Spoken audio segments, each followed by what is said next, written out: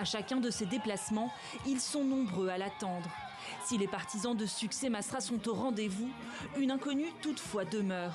Le 6 mai prochain, certains pourraient ne pas pouvoir voter pour lui. Alors le Premier ministre de transition, candidat à la présidentielle, martèle les consignes. J'ai une bonne nouvelle pour vous. Vous avez compris? Si vous êtes enregistré et que vous n'avez pas votre carte d'électeur, ce n'est pas un problème. Avec votre carte d'étudiant, avec votre acte de naissance, avec votre carte d'identité, vous pouvez aller voter pour le candidat numéro 7. À moins d'une semaine du vote, de nombreux Tchadiens n'ont pas de carte d'électeur.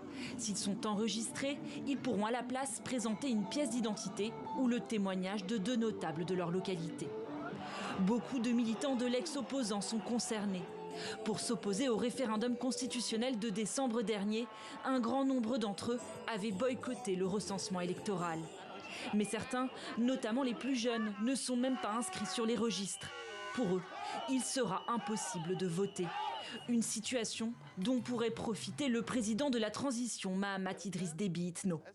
Si certains politiques à l'époque ont appelé au boycott de l'enrôlement, ils ne peuvent avoir leurs yeux que pour pleurer aujourd'hui, parce qu'effectivement, pour voter, malheureusement, ils doivent disposer effectivement d'une inscription sur une liste électorale. Et la carte d'identité ne peut attester que de l'identité de l'électeur, mais ne peut être électeur que celui qui est régulièrement inscrit sur une liste électorale. Dans le camp présidentiel, on reproche à Succès Masra d'entretenir un certain flou concernant les militants non enregistrés. Pour ce politologue, cette situation pourrait créer des tensions.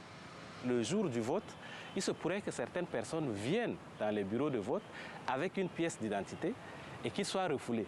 C'est pour ça que la dimension pédagogique devait être ajoutée au dernier jour de la campagne électorale pour qu'il n'y ait pas de confusion, des confusions qui pourraient éventuellement peut-être appeler à des tensions. Sur les 18 millions d'habitants que compte le pays, plus de 8 millions figurent sur la liste électorale.